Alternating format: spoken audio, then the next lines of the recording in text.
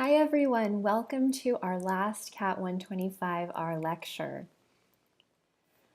I wanted to keep this week's video short since I know you're very busy working on your collaborative curation assignments, but I wanted to leave you with one last tip as you are putting the finishing touches on that assignment. So last week we talked about a number of strategies for using Storify effectively.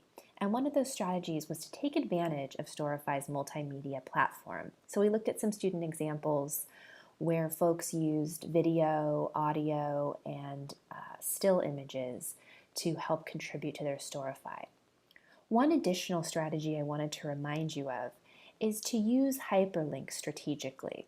So as you know, there's a pretty tight word count for this assignment, and using hyperlinks will allow you to add another layer of meaning to your Storify without increasing the word count significantly. So let's take a look at some examples. So here we have a screen grab from the Storify project we looked at last week about derivative works artists on Instagram. So here you can see that this student or this group hyperlinked the accounts of the two artists that they were dealing with. So there's a link to the Instagram accounts of the two artists. So as an audience member for this particular Storify, you could go and take a look at more of these artists' work on your own. Let's take a closer look at this sample on sampling and remixing of music.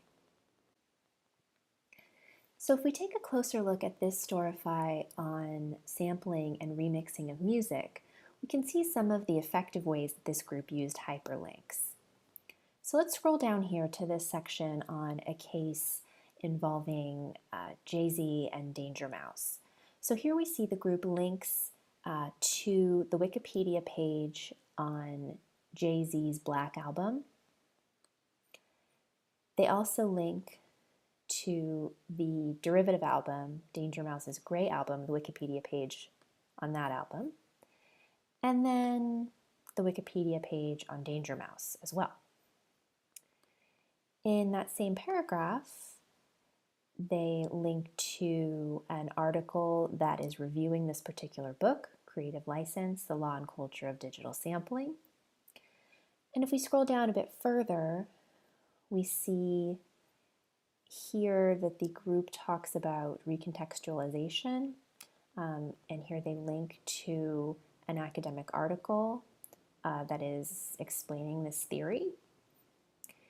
And they also discuss Creative Commons.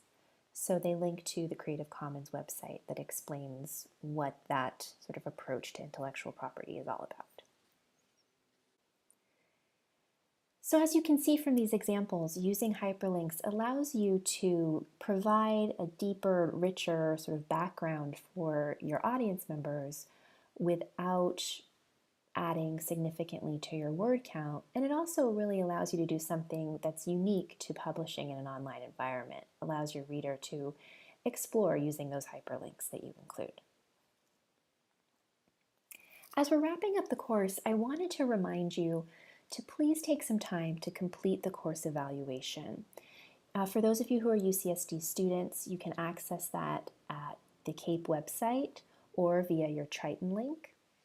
As I mentioned in my email to you all, I wanted to offer you a little bit of an incentive to complete the evaluation.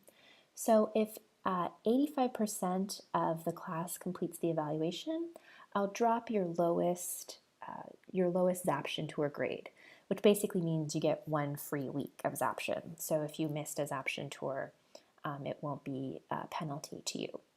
So these evaluations are anonymous they're anonymous the entire time. I don't see the results until after grades are submitted, but I do see the percentage of the class that has completed the evaluation. So I really encourage you to complete these evaluations, not only for the bonus of having a Zaption Tour grade dropped, but also because they are incredibly important to me as an instructor. I read them all very carefully, I take the comments to heart, and I've made changes to the way I teach this class and other courses based on the feedback that I've received on those evaluations. So I appreciate the time that you spend completing them, and I'd encourage you to do that for this class. I wanted to say a thank you to the wonderful people that have contributed to this class. First and foremost, your TAs, Chad, John, and Keek. The instructional designer for this course, who I know many of you have worked with, as she's helped you sort out some issues you might have had with the course site.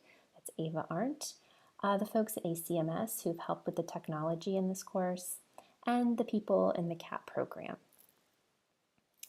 And most importantly, thank you to all of you. This has been a wonderful experience working with you all. I've loved the interactions that we've had in office hours, on Piazza, over email. I've loved reading your writing. You have written a ton for this course, as I'm sure you're well aware. And I've had the chance to read a lot of it. That's one of the things I like about online teaching, is I get to read so much more of the student writing, even in a large class like this one. And you guys have had so many smart and insightful things to say, and I appreciate all of your efforts that you have made this quarter. So please do keep in touch. I'm always happy to talk to you about how you might use your personal statement in the future. I'm happy to talk to you about letters of recommendation, whatever you may need. So best of luck in the future, and thanks again.